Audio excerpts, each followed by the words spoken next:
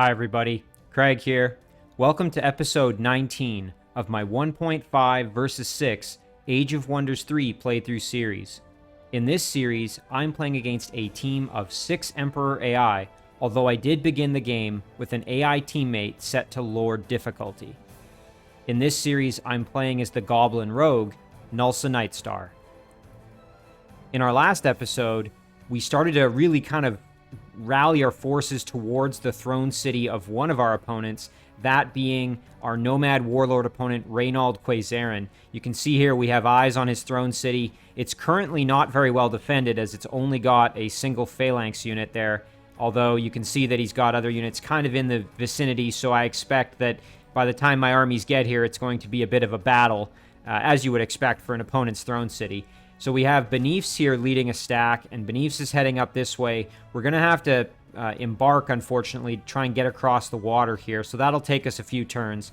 But we do also have some Shadow Stalkers that we're moving in to assist Beneaths, and then on the other side here, we have Volinara, who is leading a stack of, again, kind of a mixed stack, but pretty powerful units in here. We also have one of our Earth Elementals that we've summoned, and of course we have another Shadow Stalker here, so we've got a pretty good mixed bag of units that are all sort of converging on the Throne City here, and I'm very hopeful that we're going to be able to bring the fight to our opponent and try to basically capture his Throne City kind of in a more or less one fell swoop. Now, before I dive into this episode, I did just want to give a couple of quick shoutouts to a few individuals who left some fantastic comments on previous episodes. The first of those comments is from Arch Redbeard. Now, Arch's comment, this is actually from 2 episodes previous. I had missed it when I went to make episode 18, so my apologies, Arch. But anyway, so Arch's comments here are, he pointed out that Wraiths aren't particularly strong against boats. And this echoes, I believe it was a comment from Albtrom, and it has to do with when I was considering clearing out some of these aquatic structures here, like this here. I believe it's called like a, I can't remember the name of them. Let's see, maybe I can, a sunken city, that's it. So if I'm pondering attacking a sunken city and it's guarded by Wraiths, I'm actually in good shape if I use my Galleons, and the reason for this is because Galleons are machine units, and therefore the lifesteal effect that Wraith Kings have isn't going to be effective. And on top of that, if we look at them here, they have 100% blight protection as they are a machine. And so that's going to help kind of insulate them from... Ooh, whoops, I didn't mean to do that. That's going to help insulate them a little bit from the attacks of the undead. So really good point there from Arch. Arch also pointed out that Earth Elementals, which I now have the capability to summon, are an extremely powerful elemental unit, and they're able to kind of self-sustain as they have regrowth. So I agree with Arch on this. That's one of my favorite things about Earth Elementals, is the fact that they have regrowth, meaning that they're going to gain health back every turn in tactical combat, and also they're going to heal more quickly in the overworld as well, or in the strategic map as well, I should say. Arch also pointed out that something I should consider doing is actually clearing out the lost city that's in the domain here of Edinburgh. And this is a great suggestion because the Lost City is going to provide us with extra gold, knowledge, and population income, but it's also going to allow us to produce the Temple of the Eternal Serpent, and that's going to allow us to basically produce feathered serpents. Now, why is this important? Well, if we take a look at feathered serpents here, you can see that a feathered serpent is a tier 3 unit, a fairly powerful one at that. Pretty decent melee attack here. Inflict Enabling Fever is pretty cool, but the 2 big things that we're the most interested in are they're a floating unit, you can see right here, meaning that they could join in with Shadow Stalkers and move freely across water, and they wouldn't really slow them down. And even more important here is that they have healing. So that's extremely useful, meaning that I can add in Feathered Serpents to my Doom stacks of Shadow Stalkers and then have a means of keeping them nice and healthy. So really, really good point there from Arch on that one. And I believe that comment was also, or that suggestion was also echoed by Albtrom, who also indicated how powerful that could be. Arch also pointed out that Naga units are particularly bad against Shadow Stalkers, and that's because Nagas have inherent frost weakness, and because Shadow Stalkers are immune to Swallow Whole, they have physical protection, and they have blight damage immunity. So all of those things together really mean that if I'm raiding structures that are guarded by Naga, like sometimes Lost Cities are, and I think Ziggurats as well are often guarded by Naga units, that actually kind of plays to my favor if I'm using a group of Shadowstalkers. So really good points there from Arch. The next comment here is from Albtrom. Albtrom pointed out that my Necromancer hero, so that's Volinara, we jump up here and we look at Volinara. Volinara actually has swimming. You can see that here. We have advanced logistics, walking, and swimming. And I believe this is due to one of her items here. Yeah, so that's the Amulet of the Ocean Soul.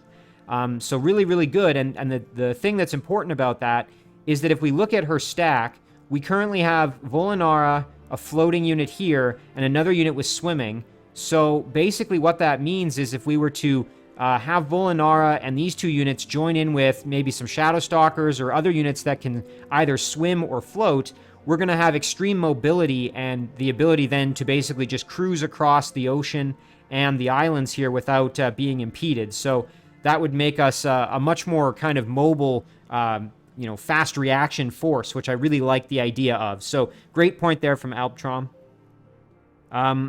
That's obviously going to be for a little ways in the future, because right now we're going to work with what we have, as we do have a fairly powerful Firstborn and a few other units here, not to mention our Brew Brother providing some healing. So for now, we'll leave it as it is, but as we bring up more units like these Shadowstalkers, we're going to see if maybe we can do that. The next comment here is from Gladden. Gladden pointed out that the Embrace Fire effect, which is a new buff that's kind of added by the Wasteland Expansion mod. So what this does, and I'm going to see if I can remember who I sent it to. I think I either sent it to Nero or to Gnulsa. I think I sent the item to Gnulsa, though, when I think about it. Yeah, here it is. Okay, so if we look at this, we can actually equip it so it gets here. So we have this Embrace Fire. What this actually does, I didn't fully understand kind of how this functions, but what this does, according to Gladden, is that it functions in a way that's kind of similar to Warcry, where you can activate it during combat, during tactical battles, and it'll only last for a single turn. It doesn't cost any of your movement to activate, so it's a free action, and it'll only last that one turn, and you can only use it once per combat. And what it does is it gives you Inflict Fire Plague, +2 defense, and +2 fire damage. So it's basically like a buff with a little bit of defense kind of thrown in. So that's actually pretty cool, but it keeps it from being, very, very overpowered or anything like that. So that would explain why this jewel item is considered only strong. It's not a permanent benefit or anything like that. So thank you to Gladden for just clarifying that. Let's see here. Gladden also mentioned that both mods, the Shadow Realm expansion and the Wasteland expansion, are of course still in development. And Gladden also pointed out that my videos are actually helping with finding bugs and other little issues with the mods. So I'm very happy to be of service, and I'm honored that I'm able to contribute in some small way to the development of these mods, which, again, are extremely impressive, and I can't say enough good things about the team of individuals working on both mods. Again, props to you guys, because you're doing a great job. Just some examples here. So there was a situation where when I got a reward from the Living Archon units, the dwelling where there's living Archons, and that's in the Shadow Realm here. We'll just jump over quick. I believe it was here. We got a reward from them, or it was a quest reward that we could have gotten had we accepted the quest. And what was being offered was actually undead Archons, which is kind of the opposite of what you'd want out of this city, because if we look, these Archons are dedicated to good, whereas the undead are going to be dedicated to evil. And so that's actually a bit of a, I guess you could call it a bug, or something that's still being worked on, and that's going to be remedied in future updates. In addition, the Shadow Realm is going to be getting a new tactical battle map, because right now it's just been a blighted map with some extra texture effects. So really looking forward to that. I think it's going to be quite an undertaking, as it's going to be, as Gladden pointed out, a completely new map type that actually isn't already existing in the game. So I'm really excited to see what you guys come up with. As always, big thank you to everybody for the fantastic comments and for the insight. Tremendously valuable and lots of good learning opportunities. Okay, so let's dive into the episode here. And again, I am extremely eager to start bringing the fight to the throne city here of Reynald. Again, it's going to be a few turns away, but I want to at least start getting the pieces kind of set in motion. So with Gnulsa here, we're going to move over And we will engage this battle right here. Oh, and you know what? They're going to run. Let's let them run. Flaming Mace of Yaka. +2. Actually, you know, this isn't a bad item.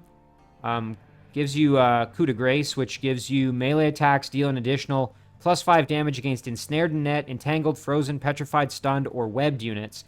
This could actually be really, really good to give to Beniefs, who has the ability to stun units.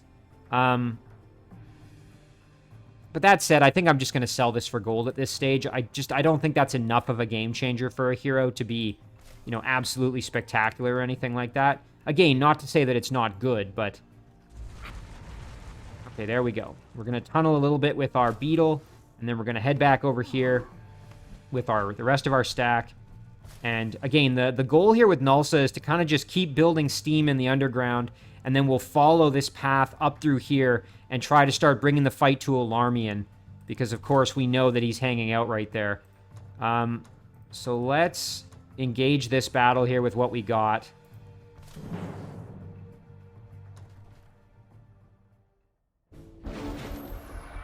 And I am going to do this battle manually because I do want to try to convert one of these units, or excuse me, charm, I should say. I think I'll probably go for the Orc Priest if possible. Alright, so let's do some hefty damage there. Very nice. And then obliterate that unit. And then we'll throw some buffs onto our Ogre. Just because we can. And then let's step up here. Do a bit of damage to the Orc Impaler. And then we'll step up a little more.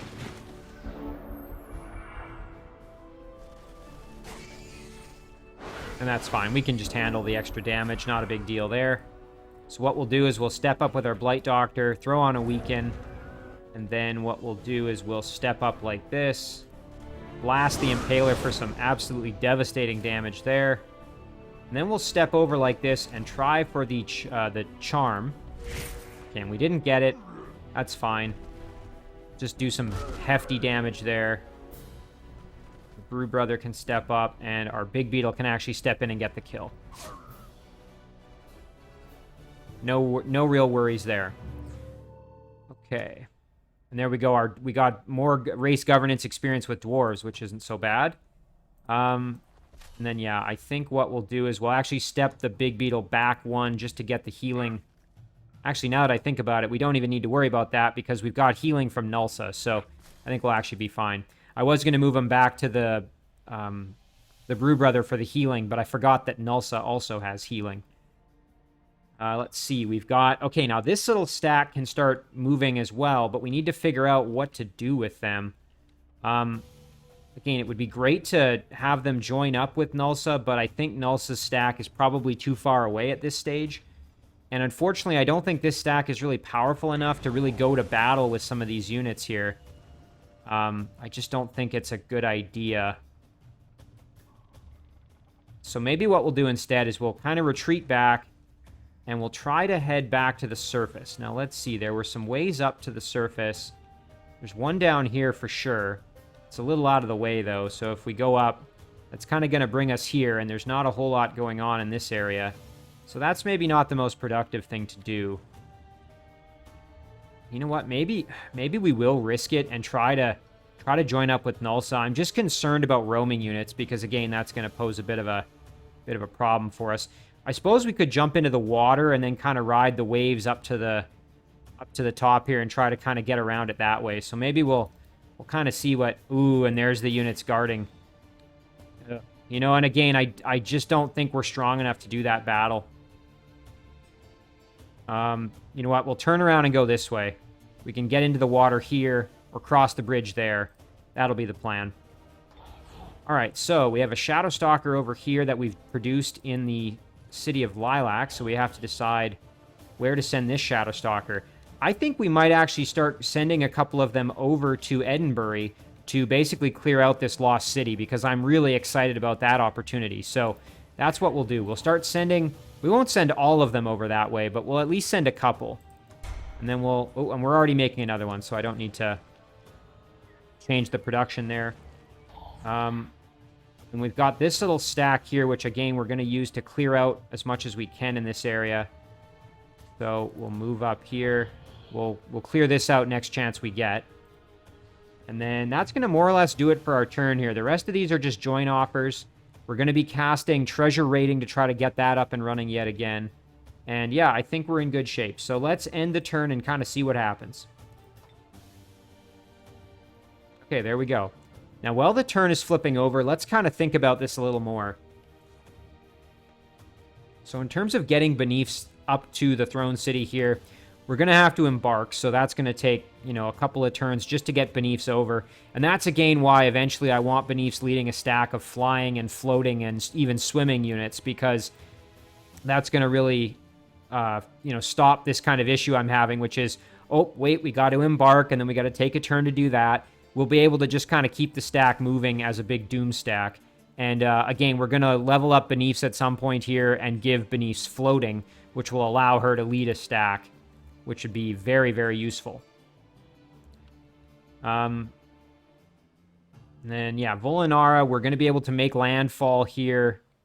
Although, you know what? We might want to just stay in the water and go around, because if we go here, there's one little land bridge there, and otherwise we're going to have to embark again to get across this river. So we might just ignore this city and then go back and try and capture it once we've taken out the Throne City. Or I should maybe say, assuming we're able to take on the Throne City. Maybe we go and we make landfall right here, and then we go up that way and head for the throne. I think that's probably going to be the game plan. That's looking pretty optimal, I think. But we'll have to see. There might be some changes to the plan as we get in there and see kind of what units are around. As for kind of what else is going on here, we really haven't seen a ton from the rest of our opponents. We've seen Olarmian popped up out of here, which was a little bit worrying. And it's also a little scary because this vassal city is currently only guarded by one apprentice unit. So if he does bring an army up out of here, he's going to be able to just roll through. And of course, I don't really have much guarding Kenton either. This is the city of Kenton, or the town, I guess. So I will have to be cautious of that. Thankfully, we have the vision range here that we should see it on the map. And Olarmian is kind of that light blue color. So basically just on this little map tile, we got to watch out for any blue. And that's going to kind of give away if there's something here that's going to be a threat to us. That's the benefit of having captured this watchtower here, is that it just improves our vision range that much more. Not to mention if we can bring in these Tigrans as a vassal here, that's going to, again, improve our vision kind of over this little area of the map. I kind of forgot last time, but we actually were able to capture this vassal here. Or, excuse me, it was a vassal city of Reynald, the warlord. So I'm glad that we were able to kind of get a foothold over on the western side of the map, because we've spent most of our time kind of in the south and the east. So it is cool to have a bit of a foothold over here. We have kind of a miscellaneous stack of mostly support units that's been kind of putting work in on that side. Again, not a whole lot coming from the rest of our opponents, which I'm actually kind of thankful for at this point. And I'm glad Olarmian hasn't popped up again as far as I can see. Because if he did, that might mean I'd have to kind of redirect my forces to deal with him. So we'll just have to be careful here as we move in. We don't want to, you know, leave our units in a position where they can get picked off kind of one by one. So we'll just have to make sure that we're monitoring the situation as we move in. We do have ourselves a High Elf Bard being produced here in this city, which is kind of cool. Again, reminder there that they have Longbow, which is obviously quite useful. Oh my, okay, and look at that. So here is Reynald himself, along with a Sorcerer Hero, and then a Frigate, and a Nomad Mounted Archer. So obviously we can't win this battle, but what we will do, we will engage it manually and we'll surrender, and that way we don't give them any extra experience. So we're just going to surrender the battle. And that way we rob them of any extra experience they could get. Very nice. But at least we know now that Reynald is right in the area, so we might actually have a chance. Because again, if we capture the Throne City and kill Reynald, then we'll eliminate him from the game. But we need to do both. We can't just kill him or take his throne. We have to do both. So the fact that he's in the vicinity, in the area, is actually very encouraging, as that's going to hopefully make it easier for us to do that 1-2 punch, as I said. All right, so once Reynald's turn is done, then it will just be the Independents to go, and hopefully we don't come under any attack from them. We'll have to see. It's a bit of a shame that Volinara isn't quite strong enough here to, go in for this tomb and get the full benefit with greater reanimate undead. But that's all right. We're kind of shifting away from clearing structures, and at this point, at least in this area of the map, we're focused much more on combat with our opponent now. So there's always kind of that shift that has to occur. Okay, now we're coming under attack from some undead. Let's do this manually. Now the big question is, do we want to actually try this battle, or should we just run away? I'm kind of inclined to just run away. I just don't think we're going to have a lot of success against the undead at the moment. I mean, we do have the buff here, which these units actually do extra spirit damage. What about these ones? Oh, they don't have the buff. That's right. These ones do fire damage, and these ones do extra spirit. So, I mean, we have spirit, and fire. That's actually not terrible, as that's, again, exactly what the undead are weak against. That said, I just, I'm going to wait until I have at least one more unit here before I try this battle. So we'll just run away. Again, not the most glamorous strategy, but it does work well.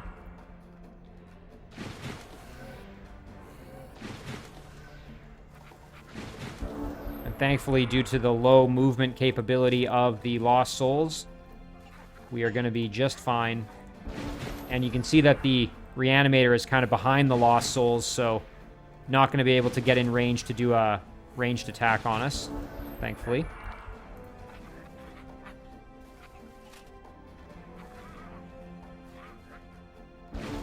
And I think we'll be fine.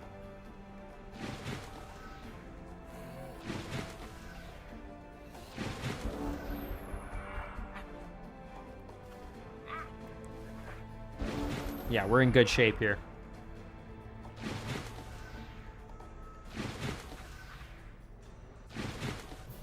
Very nice. If we can add in one more unit to the stack, I think we'd be all right. Ooh, and look at that. So our little human longswordsman is coming under attack from some pesky undead here. So, yeah, we're going to let that go in auto combat. And unfortunately, our longswordsman is toast. So there's a great example of why, not that that unit was a big deal, but we don't want to leave units off by themselves because obviously that's a huge risk. So even our Shadowstalker here, we don't necessarily want the Shadowstalker by itself, because obviously that could be devastating if we were to lose some of our units due to a silly mistake like that. Now, we've gotten better at governing orcs. Let's see. Great Swords and Impalers deal additional melee damage, or Warhalls are cheaper.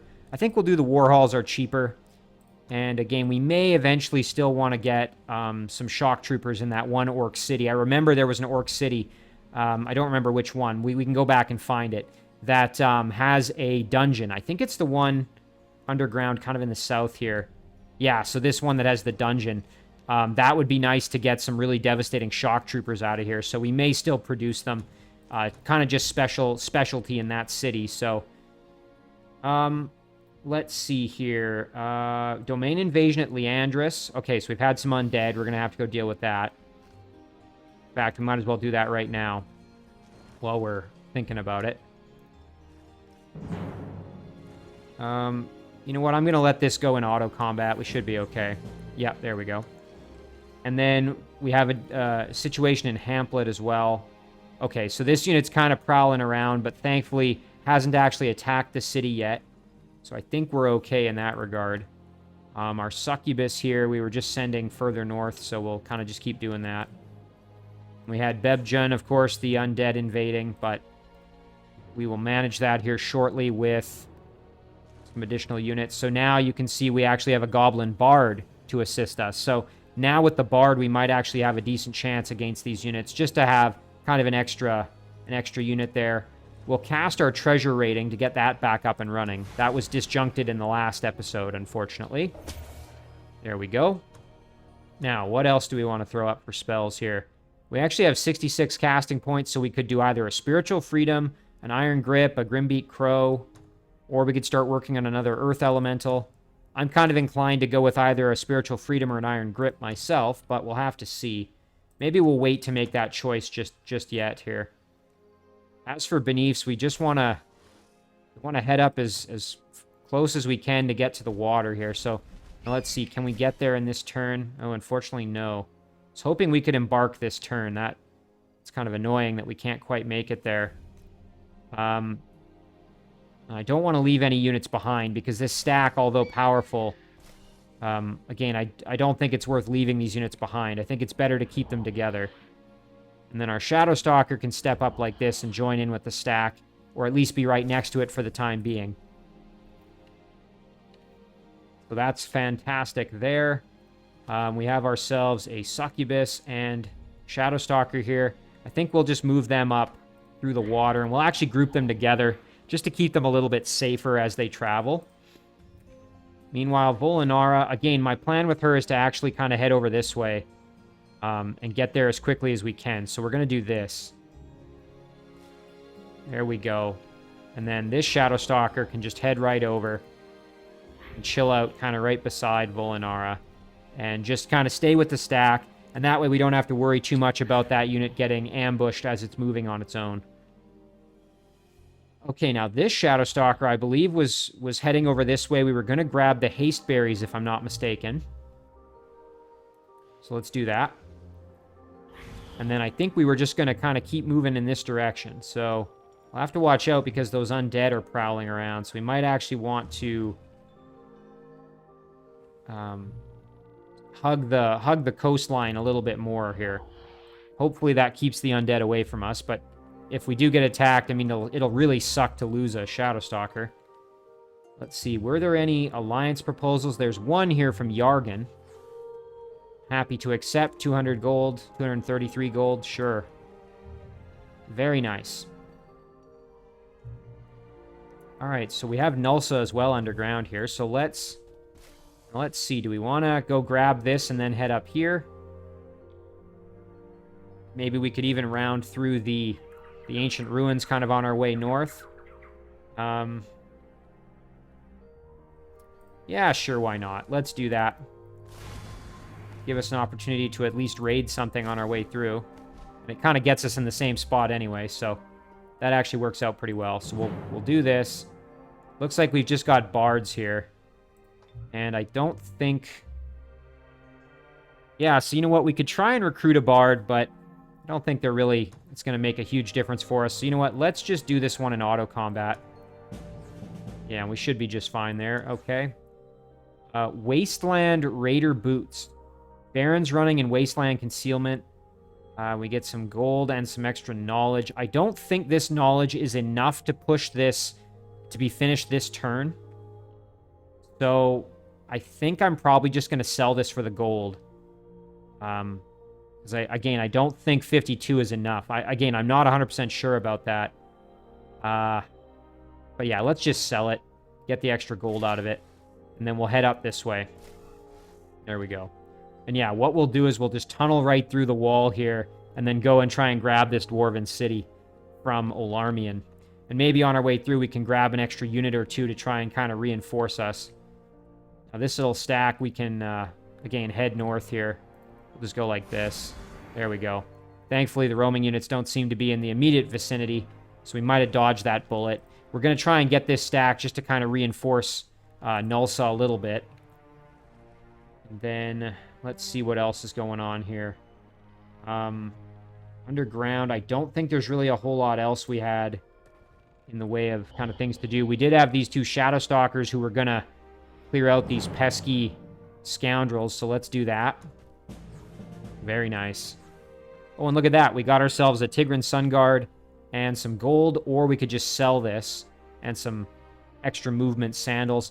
I think we'll just sell this, honestly. I don't think we really need that at this point, so we can send them up and might as well make contact here. Okay, it's really cheap with them. Only 87 gold to make peace, so let's do that. And then they will want to become our vassal probably in a couple of turns, which is great for us. Now, I have to be kind of careful with these Shadow Stalkers because obviously they are not super powerful just kind of by themselves. So just looking to see kind of how far it is over to our Necromancer over there. We can probably take on these Tigrans without too much issue. I'm hoping.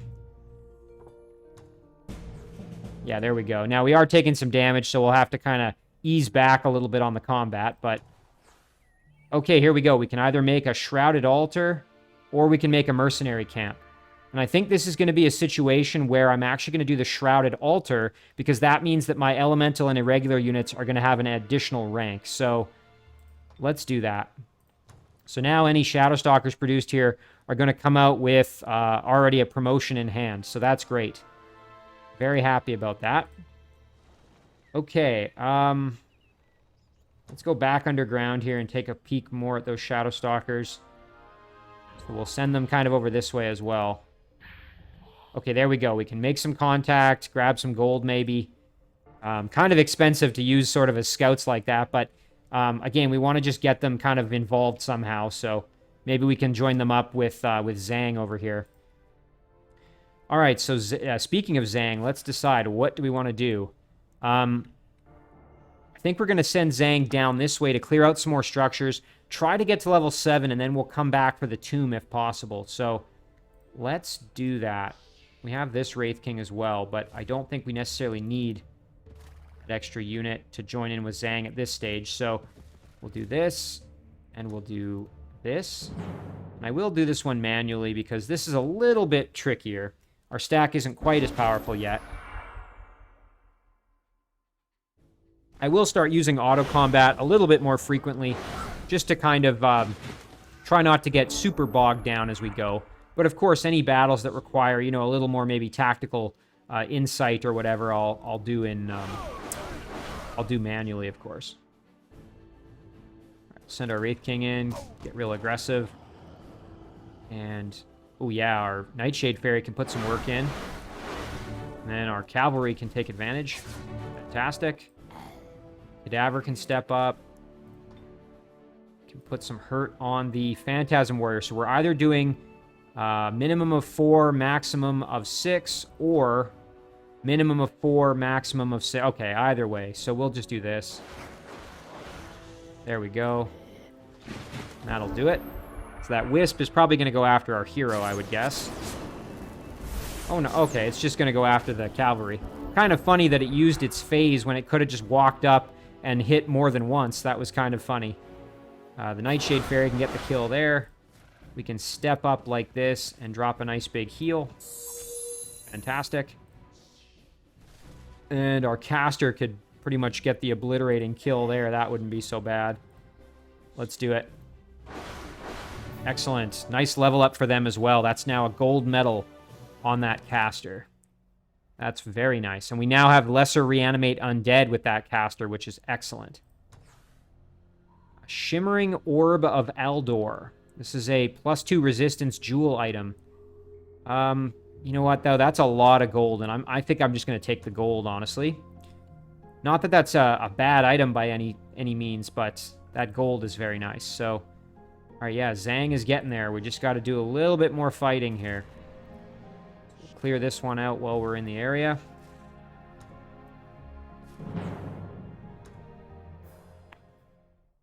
In the game, we want to get Zhang up to level 7 so we get Greater Reanimate Undead.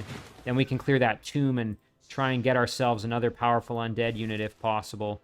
Maybe a Bone Collector or perhaps a Deathbringer.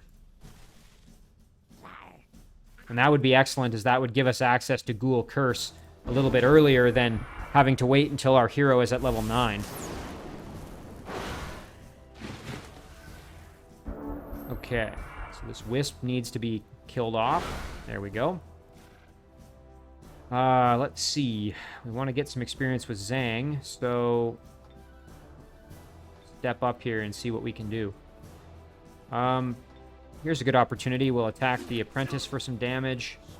And then we can charge right in. Just trying to decide who would be best to kind of send right up in there. I think we'll send our cavalry in. Yeah, there we go. And then we can actually send the Wraith King right in like this and pretty much park in defense there. Do a little bit to the Phantasm Warrior. Move our Cadaver around.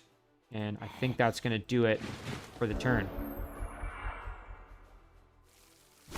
Okay, Cavalry taking some damage, but that's fine. They can handle it. Caster took a bit of damage, but again, we can handle it. We'll just do this. Excellent. Self-heal there. Move in and drop a big juicy heal here. And then we can flank around behind. And then we can get the kill with the cavalry. Excellent. Very nice there. So yeah, Zhang is getting much closer to level 7, which is exactly what we needed. Knowledge boost there. Again, not really going to make a difference. But we're going to have Dark Pact very soon, which means our Shadow Stalkers get a boost. So not complaining about that at all. That's going to be very nice. Meanwhile, we're starting to build up a stack in our undead dwelling here. So we now have our Revenant Caster and a Cadaver as well. So we'll move the Caster off just so that we're not forgetting about the stack we're building. And then we'll also maybe add in one more unit. So let's do... Could do another Wraith King, I suppose, or we could do a Cavalry or something. Legionary wouldn't be terrible. It does have Throw Javelin as well.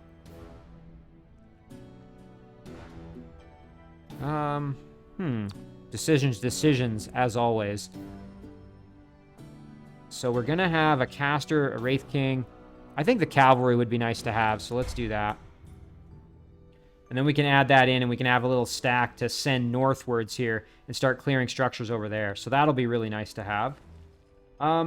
Let's double check here that there were no other alliance proposals. Yeah, nothing there. We did produce a settler, however, in Umboku. So now we have to decide, where does this settler need to go? So we've already established our city down here. We do have the fort over here that needs to be turned into a city eventually. But I was thinking maybe halflings for this one. So it might actually be better to send our settler northwards to...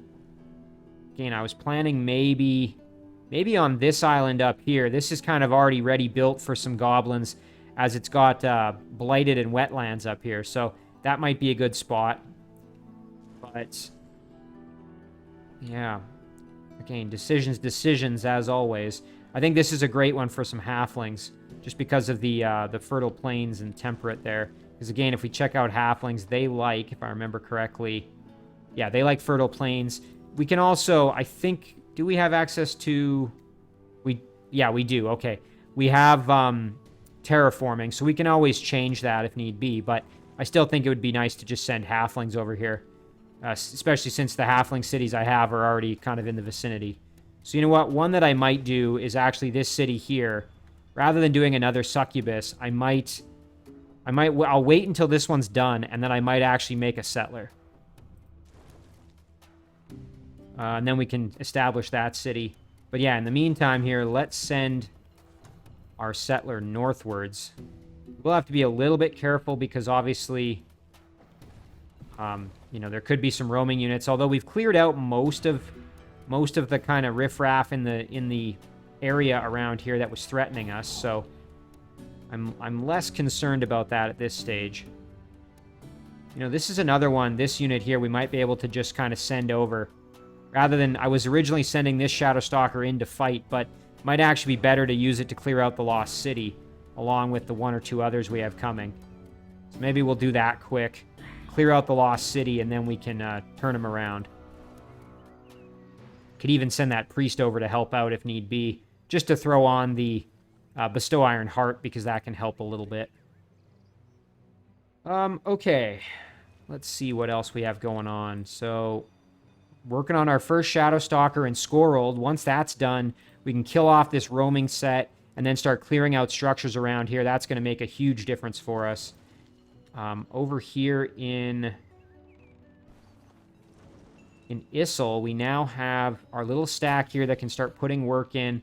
Again, we've still got this problem that we're kind of worried about, so that's why we're working on a Shadow Stalker, and once this is done, we're going to be in excellent shape. So I think we can just, in the meantime here, we'll kill off some more wisps since we can. Let's do that in auto combat. Oh, geez, and we almost lost our crows there. Yikes. Again, that's always the danger of auto combat. You have to be careful.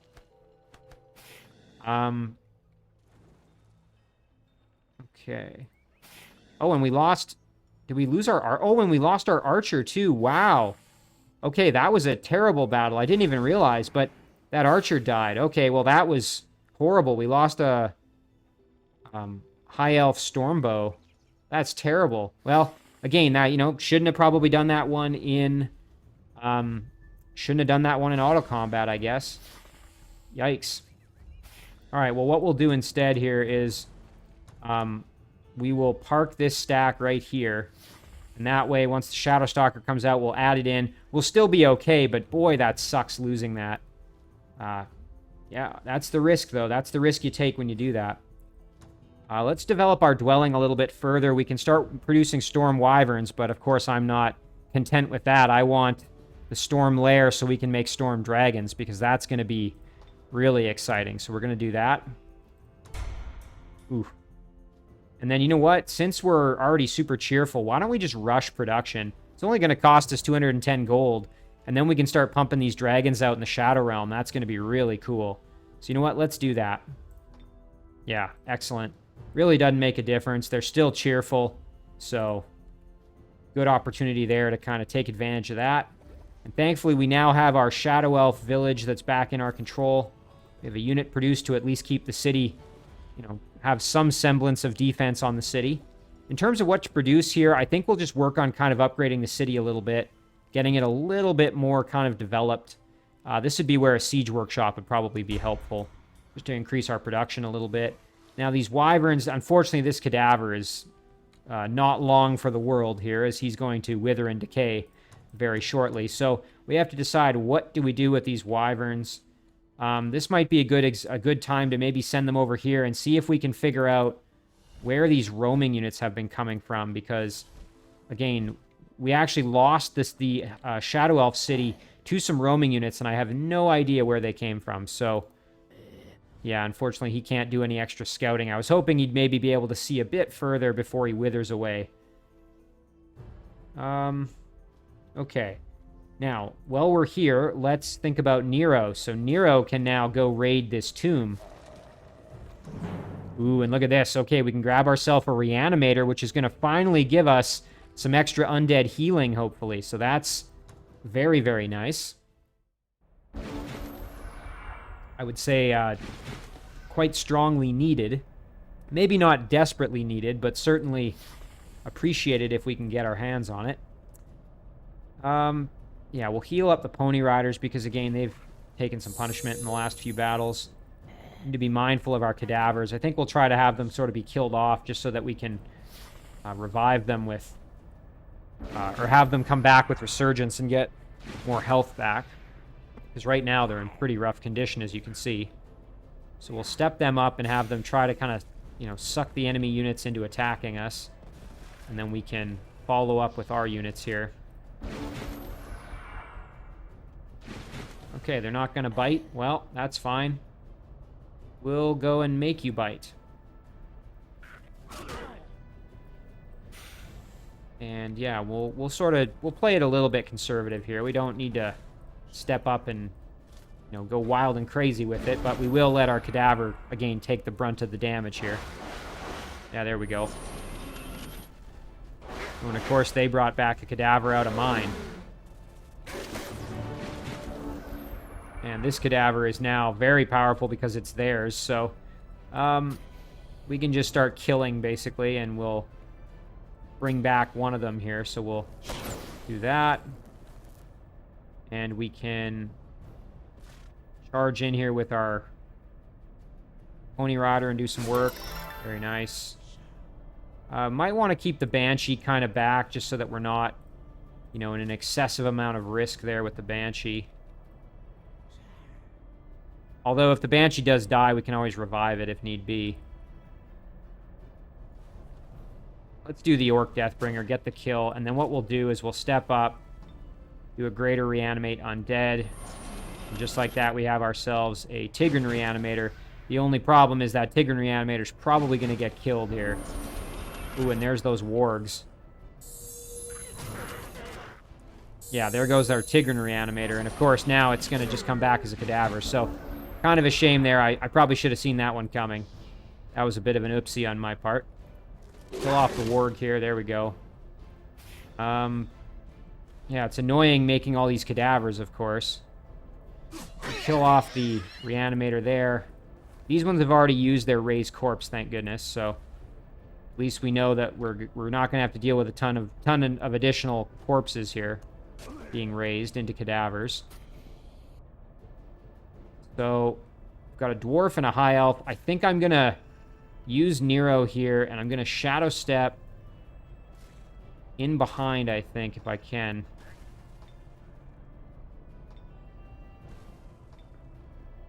And what I'm going to do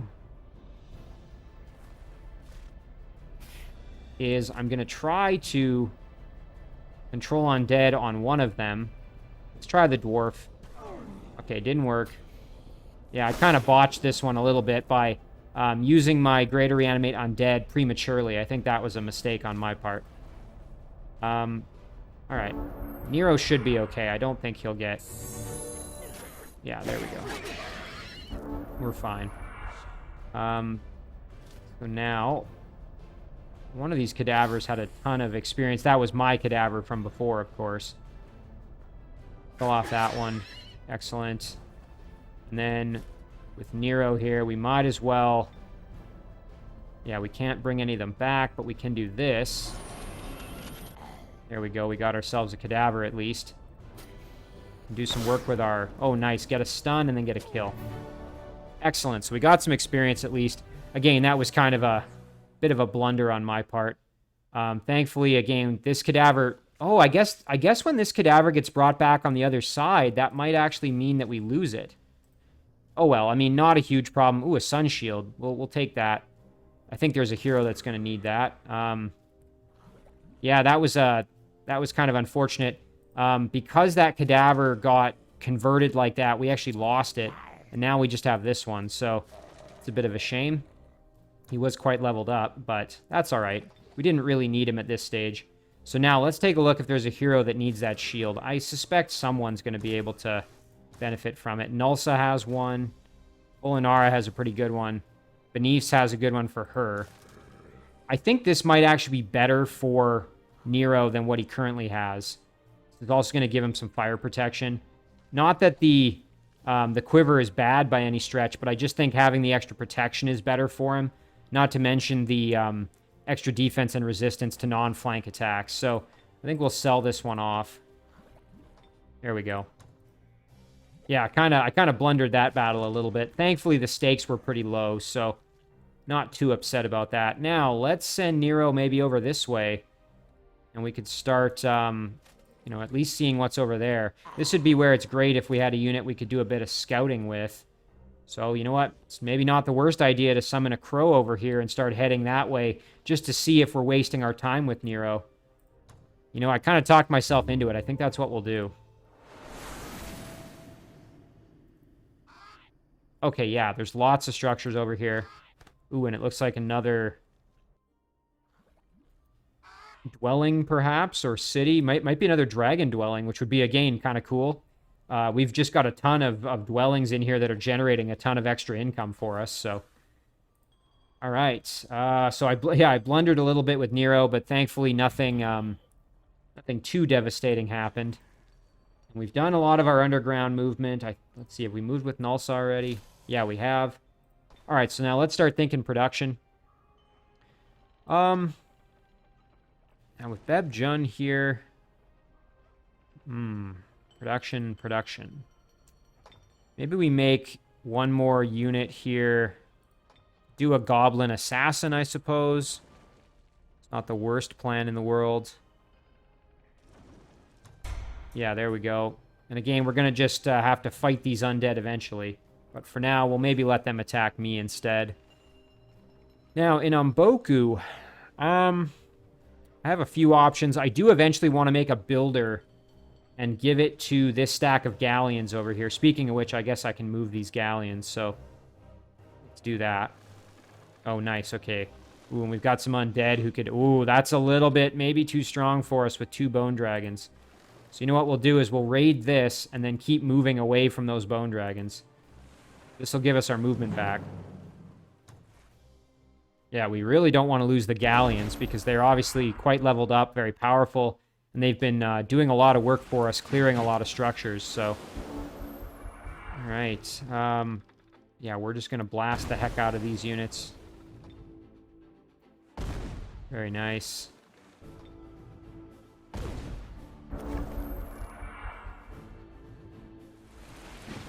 Alright, and then we can just step up and get the kill with our ram.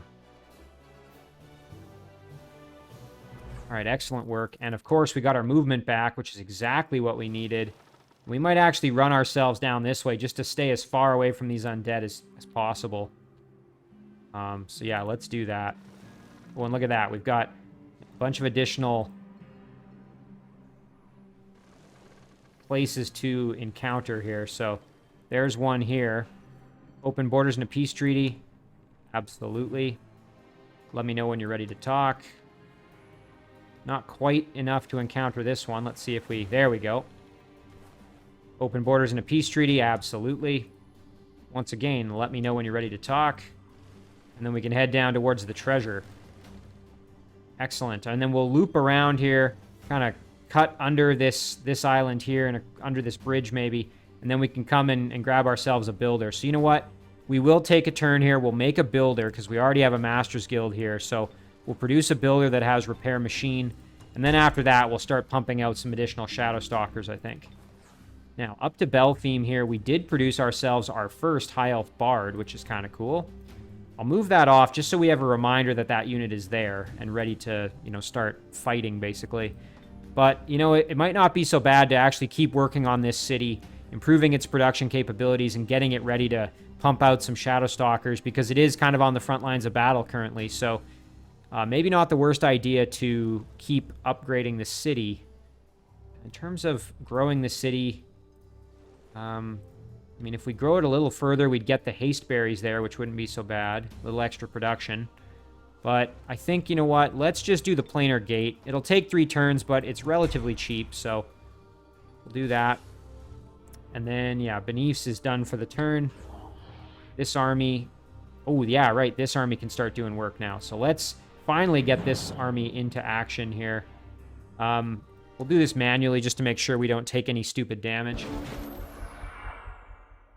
Of course, I may make a stupid decision and take some stupid damage, but we'll try to mitigate that a little bit. So now let's throw Bestow Iron Heart onto our Shadow Stalker. And then, you know what, we'll let them come closer one more turn. Oh, that's fine. No problem there. And then, you know what, we should be able to just get the kill with our Priest on these Lost Souls. Yeah, very nice. And then hefty damage there, followed by hefty damage there. You can keep the half-breed back just so we're kind of out of the way.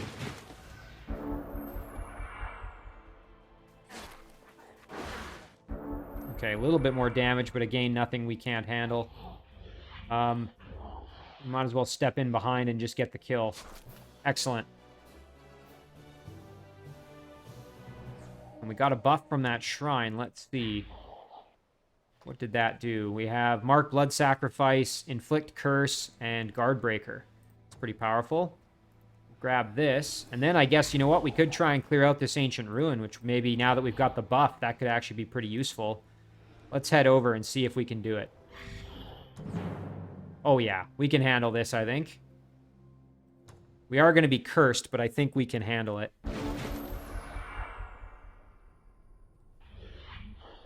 So, let's throw on Bestow Iron Heart here.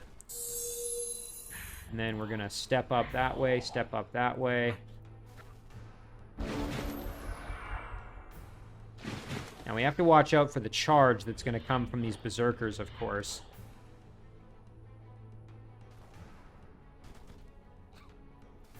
I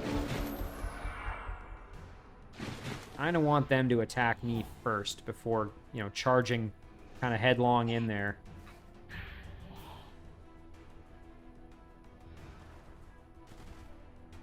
Let's see if they decide. If they don't, I'm going to have to get busy. Okay, there we go. Tried to charm my unit, thankfully failed. All right, now we're in good shape here. So now let's put some hurt in on this berserker. Nice, they're bleeding at least. That's going to help a little.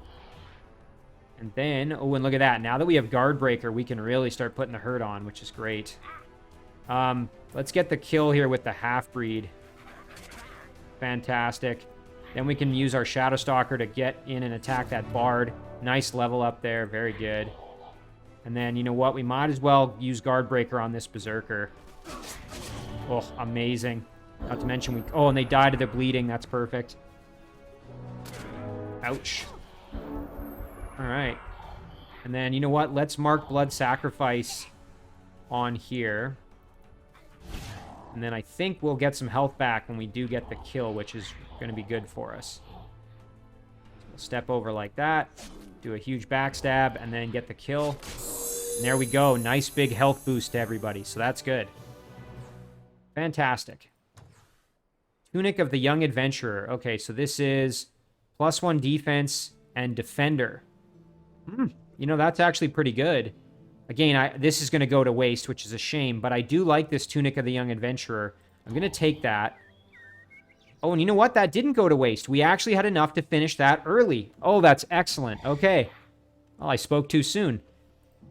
All right, let's check out our heroes, because I know at least one of them is missing some torso gear. I think Nero is, if I'm not mistaken. Oop, whoops, I skipped over. Yeah, so Nero is missing some chest gear, so we'll send it to him. Just double checking. Yeah, so Zhang is missing a helmet. Volinara is missing a helmet. Oh, I forgot that. Yeah, so Benif's actually doesn't have a great melee weapon. So maybe I should have taken that that torch item that I got previously. All right, so yeah, what we'll do is we'll send it off to Nero. The chest gear that we've just managed to get our hands on. Might take a little while to get there, but that's all right. It'll be useful for him, I think. Yeah, I still can't believe I kind of botched that tomb battle there. But, you know, it happens, right? Sometimes you get a little complacent or overconfident. You know, it happens to me a lot, especially when I'm playing Necromancer characters or heroes, because, you know, I enjoy them so much, and I have so much, I have a lot of experience using them, that sometimes I kind of find myself getting, like I said, a little bit complacent, so... Alright, this little guy's probably going to wither away. Yeah, that's unfortunate, but that's okay. Those guys are so cheap and easy to get, and they only cost mana to upkeep, so just keep making a whole bunch of them. Alright. Let's see, we'll go back quick and just double check if we have any extra movement with that stack. Where were they? Always have trouble finding this little island. Yeah, right here. Okay, so that used up all their movement. That's totally fine then. Okay, oh yeah, and this stack. All right, we can keep kind of clearing stuff with them. Go up and deal with this crystal tree, maybe. The tiger, on the other hand, I suppose we can just leave here to guard the city for now. Now, do we want... Oh, can we actually engage? Yes, we can. Okay. We'll use the... I think we'll use the Storm Sister to engage the battle. Staying very likely. I'm tempted to use auto combat, but I'm a little hesitant because...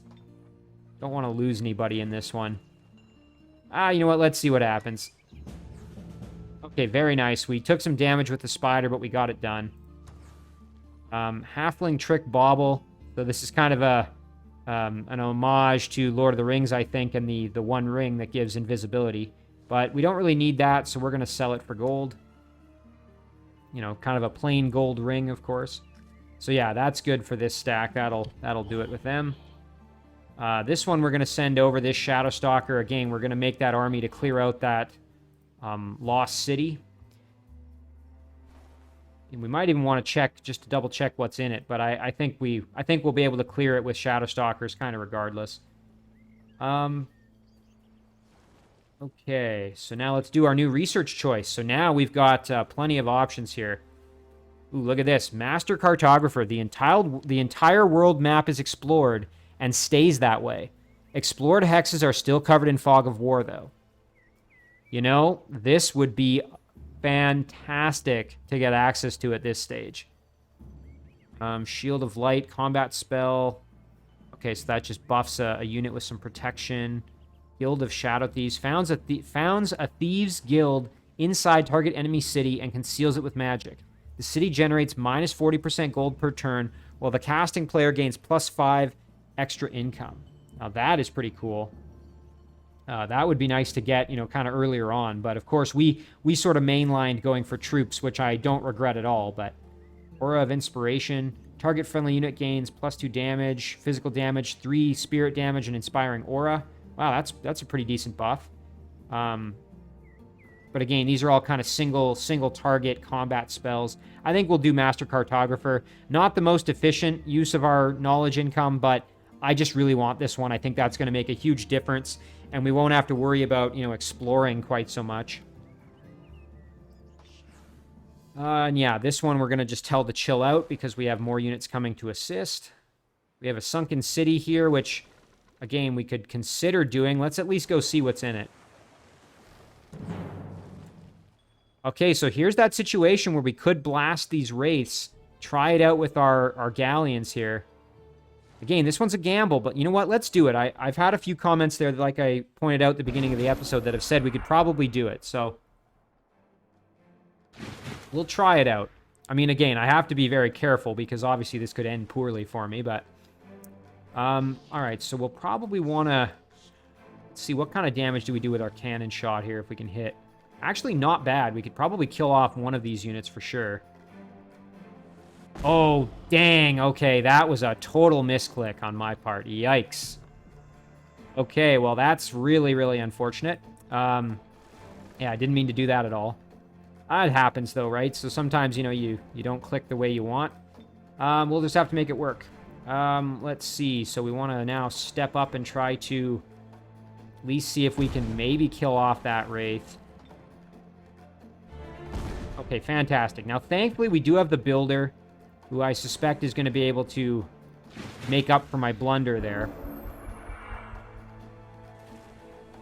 Yeah, there's the reason, because obviously that opens us up to attacks that we otherwise didn't necessarily have to take. So that's kind of my reason I didn't want to do that one, or I didn't want to have that sort of happen. Okay, so let's do some fire damage here while we can. Oh yeah, big damage there. Even more right there. Excellent kill. And then we can do the same over here. And we want to keep our builder kind of out of harm's way just because we don't want our builder getting killed, obviously. But yeah, boy, that was a misclick and a half on my part. Yikes. So now what we'll do is we will move over like this, and we'll ram the Wraith King with some damage. Actually, I shouldn't have done that. That was a bit of a oopsie there, too. The fire arrows are going to do way more damage. The problem is now we're not really in a good spot to be able to use them. So what we'll do instead is we'll actually use our ram attack. Oh, nice. We did get a critical. All right, that's huge. And then you know what? We can just get the kill with our fire arrows. And our repair will just have to keep that galleon going over time. So that's fine. Oh, and look at this. A Lizardman Quarreler. Ooh, okay. This is a tier 4 infantry unit. Wow. We also get... Oh, we get Summoned Spirit Elemental. Whew. That's exciting. And then we get some extra knowledge. That's going to bump this, I think, to just a single turn, if I'm not mistaken. Yeah, let's do that. Yeah, there we go. That's now a single turn. And oh my goodness, we got ourselves a Lizardman. Lizardman Quarreler. So let's take a look at this unit. This is really, really cool.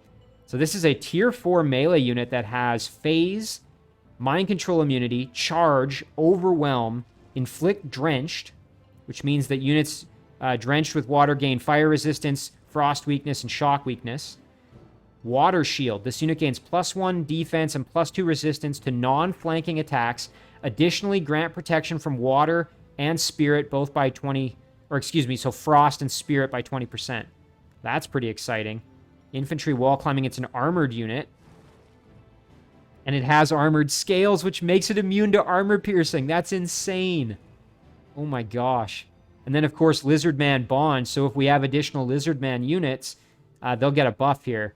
So that's pretty exciting. If we can get additional Lizardmen units, we can stack them in and they'll basically just get extra health, which is pretty cool.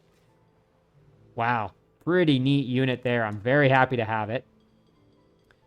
All right, so now what to do with this stack? We've got additional structures to clear out. We could do this one here and then turn around and come back and do this one. And then go for this pirate's nest. And we've also got some enemy boats over there we'll have to deal with. So let's head up here and we'll actually include our lizard man because, of course, he can swim. So, you know what? We'll engage the battle with him. That's even better. And this will also provide us an opportunity to heal up that galleon after my blunder there, my misclick. We can take care of our wounded galleon. All right, so let's take our... There's our builder.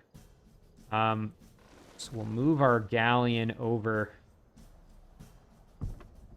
First things first, let's see, can we... Yeah, they're not in a line, so we'll have to just do this kind of the old-fashioned way. Blast there. And there. And then we'll move over here. And just in case we get a critical, we'll do the repair first.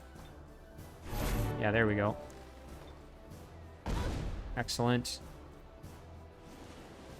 Oh, and we are still in range. Okay, so... you know what? We'll do that, and that way they kind of have to go past my lizard man. Okay, and they're going to choose not to attack me. That's totally fine by me. Gives me a chance to repair my galleon that much further, and I can get the kill with my lizard man here. Ooh, I like the noise they make too. Boy, that's exciting. Okay, yeah, and then we'll head down this way. And we'll put our lizard man in there with them. Okay. A little bit more movement here. So now this stack... Again, oh, I'm so disappointed that I did this in auto combat and lost that unit. Boy, that was terrible. We'll tell them to chill. We'll tell the bard, I think, just to chill out as well. For now, it's probably better to have a unit there to help guard the city. And that's going to do it for our turn. So... I think this is actually where we'll leave it for the end of the episode here.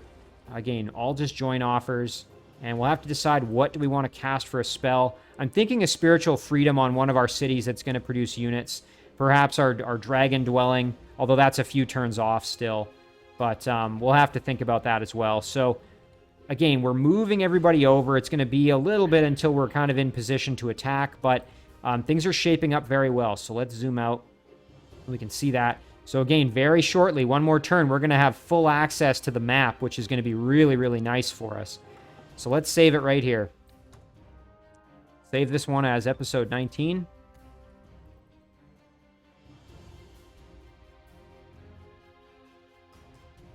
And as always, guys, thank you very much for watching. I really do appreciate it, and I will see you in the next one.